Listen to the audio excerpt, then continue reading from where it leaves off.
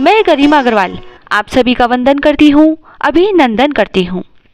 आज के वीडियो में हम आपके लिए लेकर आए हैं वे सभी कहानियाँ जिनका नियम व उद्यापन मकर संक्रांति पर किया जाता है। यह नियम कब और कैसे लेना है, इसकी पूरी जानकारी आपको हमारे पिछले वीडियो में मकर संक्रांति के नेकचार पार्ट 1 में मिल जाएगी। तो आइए इन कहानियों की शुरुआत करते हैं गणेश जी की कहानी से। उस समय की बात है जब भगवान विष्णु जी की शादी लक्ष्मी जी से तय हुई थी। शादी की खूब तैयारियां की गई, चारों ओर हर्षोल्लास का वातावरण था। सारे देवी देवता को बारात में चलने के लिए निमंत्रण दिया गया। सारे देवी देवता आए तो सब भगवान विष्णु से कहने लगे कि गणेश जी को नहीं ले जाएंगे, वह बहुत मोटे हैं, वो तो बहुत सारा खाते हैं। दूंद दुछल्या, सूंड सुंडालिया, उखल से पांव, छाजले से कान, मोटा मस्तक वाले हैं। इनको साथ ले जाकर क्या करेंगे, यही रखवाली के लिए छोड़ जाते हैं। और विनायक जी को छोड़कर वे सब बारात में चले गए। इधर नारद जी ने गणेश जी को भड़का दिया और कहा कि आज तो महाराज ने आपका बहुत बड़ा अपमान किया है, आपसे बारात बुरी लगती इसीलिए आपको साथ नहीं ले गए और छोड़कर चले गए। गणेश जी को क्रोध आ गया। उन्होंने चूहों को आज्ञा दी कि सारी जमीन को खोखली कर दें। जमीन थोती हो गई, इससे भगवान के रथ के पहिए धंस गए। बहुत कोशिश करके सब परेशान हो गए, किसी भी तरह से पहिए नहीं निकले तो खाती को बुलाया गया। खाती आया, सारा दृश्य देखा और पहिए को हाथ लगाकर बोला, जय गजानन जी, और इतने में तुरंत रथ निकल गया। सब देखते रह गए। सबको बड़ा आश्चर्य हुआ। उन्होंने पूछा कि तुमने गजानन जी को क्यों याद किया। खाती बोला, गणेश जी को सुमेरे बिना तो कोई भी काम सिद्ध नहीं होता। जो भी सच्चे मन से गजानन जी को याद करता है उसके सब काम बड़ी आसानी से सिद्ध हो जाते हैं। तब सभी देवी देवताओं के मन में विचार आया कि हम तो गणेश जी को ही छोड़ आए। उन्हें अपनी गलती का एहसास हुआ और एक जने को भेजकर गणेश जी को बुलवाया गया। गणेश जी से माफी मांगी। फिर पहले गणेश जी का रिद्धि सिद्धि से विवाह करवाया, फिर भगवान विष्णु का लक्ष्मी जी के साथ हुआ। सभी बहुत खुश थे। तभी से कोई भी शुभ काम शुरू करने से पहले विनायक जी का स्मरण किया जाता है। जैसे भगवान का काम सिद्ध किया वैसे सबका सिद्ध करना। बोलो विनायक जी महाराज की जय। अब हम सुनते हैं धर्मराज जी की पौराणिक कथा। श्री गुरु पद वंदन करूं मैं, श्री हरि चरण चितधार। धर्मराज जी की शुभ कथा का करूं आज विस्तार। प्राणीन को फल देत है जो पाप पुण्य अनुसार। उनकी कथा अनुप्रिय है, शुभ मंगल हो परिवार। महोदपुर नाम का एक विशाल नगर था जहाँ भ्रभुवाहन नाम का राजा राज्य करता था। वह बड़ा ही दयालु, प्रजापालक, परोपकारी और गौ ब्राह्मण की सेवा करने वाला था। एक बार वह वन में शिकार करने गया तो उसने वहां एक ऐसा हिरन देखा जैसा पहले कभी भी देखने में न आया था। राजा ने ऐसे सुंदर मनोहारी मृग को मारना उचित न समझा और बिना शिकार किए ही कुछ सोचते हुए वापस महल में लौट पड़ा। मार्ग में उसे एक ब्राह्मण कन्या मिली जो ईश्वर की आराधना में लीन थी। उसे देखकर राजा रुक गया और उससे पूछने लगा, हे कन्या, तुम इस प्रकार अकेली वन में आराधना क्यों कर रही हो? तो वह बोली, हे राजन, मैं सुयोग्य वर तथा सुख की प्राप्ति के लिए ऐसा कर रही हूँ। राजा ने उसका मनोरथ जानकर ईश्वरीय प्रेरणा से हरिदास नाम के एक महाविद्वान के साथ उसका विवाह करवा दिया और खूब धन संपदा देकर विदा कर दिया। वह ब्राह्मण कन्या गुणवती ऐसे विद्वान पति को पाकर सुखमय जीवन व्यतीत करने लगी। हरिदास ने भी गुणवती को प्राय सभी देवताओं की भक्ति तथा आराधना के मार्ग बतलाए, पर एक धर्मराज जी की आराधना एवं भक्ति का मार्ग नहीं बतलाया। संपूर्ण आयु सुख से व्यतीत कर जब वृद्ध होकर गुणवती के प्राण छूटे तब धर्मराज के दूत उसके प्राणों को धर्मराज के सम्मुख ले गए। गुणवती ने वहां देखा कि धर्मराज की पुरी सर्व धातुओं के परकोटे से घिरी हुई है और उसके चारों ओर ऊंची ऊंची अट्टालिकाएं और बड़े बड़े दरवाजे बने हुए हैं, जिसमें से पूर्व के दरवाजे में सोने की, उत्तर के दरवाजे में हीरे पन्नों की, पश्चिम के दरवाजे में चांदी के तथा दक्षिण के दरवाजे पर सर्व धातु की निसेनियां लगी हुई है। उसे देख गुणवती ने बड़े ही कष्ट से निसैनी पर चढ़कर धर्मराज के पुर में प्रवेश किया। वहां उसने अत्यंत सुंदर धर्मराज के मंदिर और वहां के विशाल ठाट बाट को देखा। इसके बाद दूत उसे धर्मराज के सम्मुख ले गए, जो उस समय एक विशाल रत्न जड़ित सिंहासन पर विराजमान थे, जहां बैठकर वह प्राणियों का लेखा जोखा ले रहे थे। गुणवती धर्मराज के विशाल तथा तेजस्वी रूप और उनके भयानक दूतों को देखकर भयभीत हो उठी और कांपने लगी। कई प्राणियों का लेखा देख लेने के पश्चात जब धर्मराज ने गुणवती के पाप पुण्यों का लेखा देखा, तो यह देखकर कि उसने अन्य सभी देवताओं की आराधना भक्ति करके प्रसन्न किया है, लेकिन धर्मराज जी की भक्ति बिल्कुल भी नहीं की है, इससे वे कुछ नाराज हो गए। धर्मराज को इस तरह नाराज देखकर गुणवती ने हाथ जोड़कर पूछा, हे महाराज, आपके मन में ऐसी क्या बात आई है कि जो आप नाराज हो गए हैं? धर्मराज ने कहा, हे गुणवती, तूने सभी धर्म कर्म किए और सभी देवताओं की आराधना व पूजा की, पर मेरे लिए तूने कुछ भी नहीं किया। बस यही बात बार बार मेरे मन में आ रही है। हे गुणवती, तू ही बता कि यह सत्य है या नहीं। यह सुनकर गुणवती ने कहा, हे धर्मराज, मैं आपकी भक्ति या आराधना का विधि विधान नहीं जानती थी, इसीलिए उन्हें नहीं कर सकी। अतः यदि आप मुझे फिर से जीवन दान दें और अपनी भक्ति का मार्ग बतलाने की कृपा करें, तो मैं वह भी कराऊं। यह सुनकर धर्मराज बोले, हे गुणवती, मैं अपनी भक्ति तथा पूजा का विधि विधान तुम्हें बतलाता हूँ। हे गुणवती, सूर्य उत्तरायण होने के समय मकर संक्रांति के पर्व से मेरी भक्ति अर्थात कथा तथा पूजा शुरू की जाती है और अगली मकर संक्रांति के आने पर समाप्त की जाती है। इसी बीच मेरी आराधना करने वाले प्राणी को प्रातःकाल उठने के बाद नियमानुसार नहा धोकर प्रेम पूर्वक मेरा भजन पूजन या यथाशक्ति नाम जप करना चाहिए और मेरी कथा कहकर या सुनकर भोजन ग्रहण करना चाहिए। इस प्रकार बिना नागा पूरे 1 वर्ष तक मेरी कथा को कहना या सुनना चाहिए और जितना हो सके पुण्य और परोपकार करते रहना चाहिए। इस तरह 1 वर्ष व्यतीत होने पर दूसरी मकर संक्रांति को मेरी स्वर्ण अथवा चांदी की मूर्ति बनवाकर उसे सुंदर आसन पर स्थापित करके पंचामृत आदि से स्नान कराकर रोली मोली पान पुष्प सुपारी केसर कपूर चंदन आदि से पूजन करना चाहिए तथा सफेद तिल्ली के लड्डू बनाकर उनका भोग लगाना चाहिए और मेरी कथा कहकर या सुनकर यथाशक्ति ब्राह्मण को भोजन कराकर दान दक्षिणा देना चाहिए। याद रहे, मेरे साथ चित्रगुप्त जी की भी पूजा करनी चाहिए और उन्हें काले तिल के लड्डुओं का भोग लगाना चाहिए। दान में स्वर्ण या चांदी की मूर्ति तथा मेरे द्वार पर सुविधा पूर्वक चढ़ने के निमित्त चांदी या सोने की निसेनी, मोती या मोतियों के अभाव में अनाज से भरी हुई चांदी या बांस की छाबड़ी, बांस की छड़ी, छतरी, डोरी, खड़ाऊ, 5 वस्त्र पुरुष व स्त्रियों के अलग अलग होने चाहिए। चूड़ा, काजल, टीका, दर्पण तथा इनके अतिरिक्त जो भी बन सके एवं पंचपात्र, आसन, गौमुखी माला, थाली, कटोरी आदि चीजें सुपात्र व गरीब ब्राह्मण को भोजन कराकर देनी चाहिए। इसके अतिरिक्त बन सके तो धर्मराज के निमित्त अश्व तथा कपिला गऊ और चित्रगुप्त जी के निमित्त काली गाय का दान करें तथा धर्मराज के निमित्त आसन, सिंहासन, आभूषण आदि भी दान करें।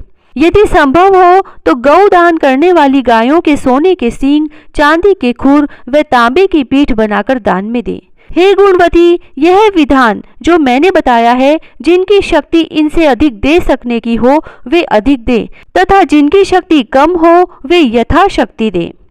इस तरह कथा का विधान बतलाकर धर्मराज ने अपने दूतों से कहा कि हे दूतों, इस गुणवती के प्राणों को वापस मृत्युलोक में ले जाओ। उधर मृत्युलोक में गुणवती की मृत्यु के पश्चात उसके संबंधी जन अर्थी सजाकर उसे शमशान में ले जाने की तैयारी कर ही रहे थे कि वह पुनः जीवित हो उठी। उसके इस तरह से जीवित हो जाने पर सभी बड़े अचंभित हुए और उससे इसका कारण पूछने लगे। तो गुणवती ने सबको सारी कथा कह सुनाई और धर्मराज के व्रत की कथा का विधि विधान भी कहा। इसके बाद गुणवती ने विधि पूर्वक 1 वर्ष तक धर्मराज जी की कथा कहकर अंत में धर्मराज का उत्साह पूर्वक पूजन करवाया एवं दान पुण्य किया, जिससे धर्मराज अति प्रसन्न हुए और गुणवती मरणोपरांत सानंद स्वर्ग को प्राप्त हो गई। इतना कहकर सूत जी कहने लगे, हे ऋषियों, जिस घर में स्त्रियां इस व्रत को धारण करती है और इस कथा को कहती है, उस घर के सभी प्राणी धर्मराज के दरबार में निर्भयता के साथ जाते हैं। उन्हें धर्मराज के दूत कोई कष्ट नहीं देते तथा धर्मराज भी प्रेम पूर्वक उसका लेखा जोखा लेते हैं तथा पापों के क्षय का उपाय भी बतला देते हैं। अतः जो भी इस कथा को विधि पूर्वक कहते या सुनते हैं, उन्हें मृत्यु काल में यमराज के दूत कष्ट नहीं पहुंचाते और उन्हें गरुड़ पुराण में बतलाए हुए धर्मराज की पुरी के मार्ग में जाने में भी कोई कष्ट नहीं होता। इस तरह वे प्राणी सहज ही बैकुंठ को प्राप्त हो जाते हैं, इसमें कोई संदेह नहीं है। धर्मराज की यह कथा पढ़े सुने चितलाए, दोनों लोक आनंद मिले, सुख संपत्ति बहु पाए। कथा विसर्जन होती है, अपने भीतर के पट खोलो, एक बार सुनने वाले धर्मराज की जय बोलो। बोलिए श्री धर्मराज जी की जय। पोपाबाई की कहानी। किसी गांव में एक भाई बहन रहते थे। भाई की शादी हो गई थी, लेकिन उसकी बहन की शादी नहीं हुई थी। बहन का नाम पोपाबाई था। पोपाबाई हमेशा बहुत व्रत और नियम किया करती थी। एक दिन उसके भाई भाभी ने उससे शादी के लिए कहा, तब उसने शादी के लिए मना कर दिया। उसने अपने भाई भाभी से कहा कि मेरे रहने के लिए गांव के बाहर एक झोपड़ी बनवा दो, मैं उसी में रहकर अपना जीवन व्यतीत कर लूंगी। और गांव के सभी लोगों से कहा, हे गांव वालों, आप लोग अपने अपने गाय बछड़ों को मेरे झोपड़े के पास घास चरने के लिए छोड़ दिया करो। मैं सभी के गाय बछड़ों की देखभाल किया करूंगी और जो भी आपके घर में बचा कुचा खाना हो वह भेज देना, मैं वही खाकर रह लूंगी। इसी तरह बहुत दिन बीत गए। एक दिन उस देश का राजा शिकार खेलने जंगल को जा रहा था। उसकी नजर गांव के बाहर बने पोपाबाई के झोपड़े पर पड़ी। राजा झोपड़े के पास जाकर आवाज लगाने लगा कि यहाँ कौन रहता है। जब कोई भी उत्तर नहीं मिला तो झोपड़े के दरवाजे को खटखटाने लगा। खटखटाने की आवाज सुनकर पोपाबाई ने अंदर से ही पूछा कि बाहर कौन है, बार बार दरवाजा क्यों खटखटा रहे हो, क्या काम है। तब राजा ने उत्तर दिया, मैं इस देश का राजा हूँ, मैं तुम्हारे साथ विवाह करना चाहता हूँ। पोपाबाई ने कहा कि अपने महल को लौट जाओ, मैं पराये पुरुष का मुंह नहीं देखती। लेकिन राजा ने उसकी बात पर ध्यान नहीं दिया और बलपूर्वक पोपाबाई को उठा महल की ओर चल पड़ा। पोपाबाई ने राजा को श्राप दिया कि हे राजा, तेरा राजपाट सब नष्ट हो जाएगा। लेकिन राजा ने उसकी बात पर फिर भी ध्यान नहीं दिया। महल में पहुंचकर राजा ने अपनी रानियों से सारी बात बताई। पूरी बात सुनकर रानियों ने राजा से अनुरोध किया कि वह पोपाबाई को सही सलामत उसकी झोपड़ी में छोड़ आए। रानियों के कहे अनुसार राजा पोपाबाई को उसकी झोपड़ी पर छोड़ने के लिए निकल पड़ा। रास्ते में पाप की नदी आई, जिसमें वह दोनों डूब गए। पोपाबाई मृत्यु के बाद धर्मराज के दरबार में पहुंची। वहां धर्मराज ने उसे स्वर्ग का राज दिया। फिर एक बार किसी गांव के एक सेठ सेठानी की मृत्यु हुई। वे दोनों मृत्यु लोक से स्वर्ग लोक को आए, लेकिन स्वर्ग का दरवाजा बंद पड़ा था। उन दोनों ने धर्मराज जी से स्वर्ग का द्वार खोलने के लिए विनती की। तब धर्मराज जी ने कहा कि इस पर पोपाबाई का राज है। तब सेठ और सेठानी ने कहा कि हम पोपाबाई को नहीं जानते हैं। तब धर्मराज ने कहा कि मैं तुम दोनों को 7 दिन के लिए मृत्युलोक में भेजता हूँ। वहां जाकर 8 खोपरे राई से भरकर 5 कपड़े ऊपर रखकर कहानी सुनना और उद्यापन करना और इस प्रकार कहना, राज है पोपाबाई का, लेखा लेगी राई राई का। उसके बाद ही तुम्हारे लिए स्वर्ग के द्वार खुलेंगे। बोलो पोपाबाई की जय। धरती माता की कहानी। प्राचीन समय की बात है। एक गांव में एक माँ और उसका बेटा बेटी रहा करते थे। माँ गरीब थी, वह मजदूरी करके अपने परिवार का पेट भरती थी। धीरे धीरे दिन गुजरते गए और बच्चे बड़े होने लगे। बेटी शादी के योग्य हो गई, तब माँ बूढ़ी हो गई। माँ ने अपने बेटे से कहा कि बेटा, तेरी बहन शादी के योग्य हो गई है, इसीलिए तेरे जैसा घर और वर देखकर उसकी शादी करना। ऐसा बोलकर माँ तो कुछ दिनों बाद मर गई और उसका भाई गांव गांव में घूमा, लेकिन बहन के योग्य पति नहीं मिला। वह घूम घूम कर थक गया और एक दिन सोचने लगा कि मेरे जैसा तो इस दुनिया में कोई नहीं है, इसीलिए मैं ही मेरी बहन से शादी कर लेता हूँ। ऐसा सोचकर वह चुनरी और शादी के लिए सब सामान ले आया। तब उसकी बहन ने पूछा कि भाई, तुम यह सब सामान क्यों लेकर आए हो। तब उसके भाई ने कहा कि बहन, यह सब सामान तुम्हारी शादी के लिए लेकर आया हूँ। गांव वालों ने बहन से कहा कि तुम्हारा भाई ही तुमसे शादी करने वाला है। तब बहन ने जाकर अपने भाई से पूछा कि भाई मेरी शादी किससे कर रहे हो। इस पर भाई ने कोई जवाब नहीं दिया। तब बहन समझ गई। तब बहन ने एक लोटे में जल लिया, चुनरी ली और चप्पल पहनकर जंगल की तरफ चली गई। जंगल में गाय चराने वाले ग्वालों ने उससे पूछा कि कहाँ जा रही हो, तो वह कुछ नहीं बोली। वन में जाकर वह धरती माता को पुकारने लगी और बोली कि हे धरती माँ, अब तुम ही मेरी लाज रखना, वरना अनर्थ हो जाएगा। वह बोली, मैं क्या करूं माँ, मुझे अपनी गोद में ले लो, नहीं तो अन्याय हो जाएगा। तब धरती फटी तो बहन ने एक तरफ लोटा, चुनरी और चप्पल रख दिए और वह धरती में जाने लगी। इतने में दौड़ता हुआ उसका भाई जंगल में आया और उसने ग्वालों से पूछा कि मेरी बहन किधर गई है। ग्वालों ने कहा कि तेरी बहन उस तरफ गई है। वह बहन बहन पुकारता हुआ उस तरफ दौड़ा। तब उसने देखा कि उसकी बहन धरती में समा रही है। यह देखकर वह बहन को पुकारता हुआ उस तरफ दौड़ा, लेकिन तब तक उसकी बहन धरती में समा चुकी थी। केवल थोड़े से बाल दिखाई दे रहे थे। वह बहन के बालों को मुट्ठी में पकड़कर रोने लगा। बहन, तू सत्य के लिए धरती माँ की गोद में समा गई। मेरी बुद्धि भ्रष्ट हो गई थी। माँ का वचन निभाने के लिए मुझे मेरे जैसा तेरे लिए कोई वर नहीं मिला, इसीलिए ऐसा विचार आया। ऐसा बोलकर वह जोर जोर से रोने लगा। पर धरती माँ ने सत्य के लिए बेटी को अपने में समा लिया। जो बाल बाहर थे वह दुर्वा बन गए। इसीलिए सभी औरतें धरती माता की कहानी सुनती है और चुनरी, चप्पल, लोटा और एक बर्तन में हरी मूंग और लड्डू कंवारी कन्या को देती है। जो भी धरती माता की कहानी सुनता है, धरती माता उसको सुखी रखती है। हे धरती माता की कहानी कहने, सुनने और हुकारा भरने वाले सभी को सुखी रखना। बोलो धरती माता की जय। आकाश की कहानी। एक देवरानी जेठानी थी। दोनों ने मकर संक्रांति से आकाश की कहानी सुनने का नियम लिया था। एक साल उन्होंने कहानी सुनी। अब अगली संक्रांति पर वह उद्यापन कर रही थी। उद्यापन करने के लिए ब्राह्मण को बुलाकर बैठा रखा था। जैसे ही वे दोनों कहानी सुनने बैठी तो देवरानी के पीहर से समाचार आए कि उसका भाई विदेश से आया है, तो वह मिलने के लिए बुला रहा है।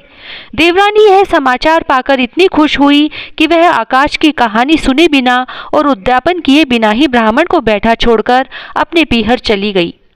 जाते जाते रास्ते में बहुत तेज आंधी तूफान शुरू हो गए। बादल गरजने लगे, बिजलियां चमकने लगी और बहुत तेज बारिश आने लगी। जैसे तैसे वह अपने पीहर पहुंची तो उसने वहां देखा कि उसका घर आंधी तूफान में बह चुका है। वह बहुत दुखी हुई और रोते रोते सोचने लगी कि अब मैं कहाँ जाऊं। और फिर रोते रोते जैसे तैसे अपने घर वापस पहुंची तो वहां देखा कि जेठानी जी ने तो कहानी सुनकर अपना दान पुण्य देकर उद्यापन पूरा कर लिया है। फिर उसने आकाश देवता से प्रार्थना की कि हे आकाश देवता, इंद्र देवता, अब मैं क्या करूं, और रोने लगी। तब जेठानी जी ने कहा कि तुमने अपना उद्यापन बीच में छोड़ा है। कभी भी अपना कोई भी पूजा, जप, तप, उद्यापन, कहानी बीच में छोड़कर नहीं जाना चाहिए। और तुम तो निमंत्रण दिए हुए ब्राह्मण को भी बिना भोजन कराए ही चली गई। तब उसने जेठानी जी से कहा कि जेठानी जी, मुझसे बहुत बड़ी गलती हो गई। अब कृपया करके आप मेरा उद्यापन पूरा करवाइए। तब जेठानी जी ने ब्राह्मण को वापस बुलवाया और देवरानी को पूरी कथा कहानी सुनाकर पूरे विधि विधान से उद्यापन करवाया। ब्राह्मण को भोजन करवाया, छतरी तान कर बैठाया, तिलक किया, कपड़े दिए और दक्षिणा देकर विदा किया। और तभी पीहर से समाचार आ गए कि सभी पीहर वाले सुरक्षित है। हे आकाश देवता, कहानी अधूरी हो तो पूरी करना, पूरी हो तो परवान चढ़ाना।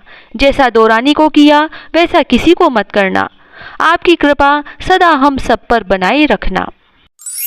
एक जाट जाटनी थे, बहुत गरीब थे। एक दिन जाटनी जाट से बोली, मैं तुम्हें 4 रोटी बनाकर देती हूँ, तुम नदी किनारे जाना और वहाँ राम और लक्ष्मण आते हैं। वहाँ जाकर कहना, राम बड़े लक्ष्मण छोटे, वो बैठे अम्बे की डाली, वो बैठे चंबे की डाली। मिट्टी का दशरथ बनावे, माखन मिश्री का भोग लगावे, दे परिक्रमा घर को आवे। जाट पूरे रास्ते याद करता चला गया, परंतु वहाँ जाकर भूल गया और वहाँ जाकर बोला, लक्ष्मण बड़े राम छोटे, वो बैठे अम्बे की डाली, वो बैठे चंबे की डाली। मिट्टी का दशरथ बनावे, माखन मिश्री का भोग लगावे, दे परिक्रमा घर को आवे। राम लक्ष्मण से बोले, लक्ष्मण, इसने तुम्हें बड़ा बताया है, तुम कुछ दे दो। लक्ष्मण बोले, हे राम, इसकी तो बुद्धि मलिन हो गई है, यह मूर्ख है, कहीं राम से भी बड़ा कोई इस दुनिया में है? राम बोले, नहीं लक्ष्मण, इसने तुम्हें बड़ा बताया है, तुम ही कुछ दो। लक्ष्मण ने धोते बांस में मोहर अशर्फी भर के दे दी। रास्ते में सारी मोहर अशर्फियाँ चोरों ने लूट ली। घर गया, जाटनी ने पूछा, कुछ मिला? जाट ने कहा, हाँ मिला तो बहुत कुछ था, परंतु रास्ते में चोरों ने लूट लिया। जाटनी ने कहा, कोई बात नहीं, कल फिर से जाना। अगले दिन जाटनी ने फिर से 4 रोटी बनाकर दी और फिर से सिखाया। राम बड़े लक्ष्मण छोटे, वो बैठे अम्बे की डाली, वो बैठे चंबे की डाली। मिट्टी का दशरथ बनावे, माखन मिश्री का भोग लगावे, दे परिक्रमा घर को आवे। जाट पूरे रास्ते याद करता हुआ गया, लेकिन वहां जाकर फिर से भूल गया और वह फिर से बोला, लक्ष्मण बड़े राम छोटे, वो बैठे अम्बे की डाली, वो बैठे चंबे की डाली। मिट्टी का दशरथ बनावे, माखन मिश्री का भोग लगावे, दे परिक्रमा घर को आवे। राम बोले, हे लक्ष्मण, इसने आज भी तुम्हें बड़ा बताया है, तुम कुछ दे दो। लक्ष्मण बोले, हे राम, इसकी तो बुद्धि मलिन है, यह मूर्ख है, क्या इसे नहीं पता कि राम से बड़ा इस दुनिया में कोई नहीं है? लेकिन राम ने कहा, नहीं, इसने तुम्हें बड़ा बताया है, इसलिए तुम कुछ दो। लक्ष्मण ने सोने की ईंट दे दी। वह फिर से घर जाने लगा तो रास्ते में उसे चोरों ने फिर से लूट लिया। घर जाकर जाटनी ने पूछा कि कुछ मिला? तो जाट बोला, मिला तो था, रास्ते में चोरों ने लूट लिया। तब जाटनी ने पूछा कि तुमने कहा क्या था? जाट ने बोला, मैंने तो ऐसे कहा था कि लक्ष्मण बड़े राम छोटे, वो बैठे अम्बे की डाली, वो बैठे चंबे की डाली। मिट्टी का दशरथ बनावे, माखन मिश्री का भोग लगावे, दे परिक्रमा घर को आवे। तो जाटनी बोली कि तुम तो बहुत भोले हो, कहीं भगवान राम से बड़ा कोई है? तुम कल फिर से जाना, लेकिन अब की बार सही सही बोलना। अगले दिन जाट वापस गया और उस दिन बिल्कुल सही बोला।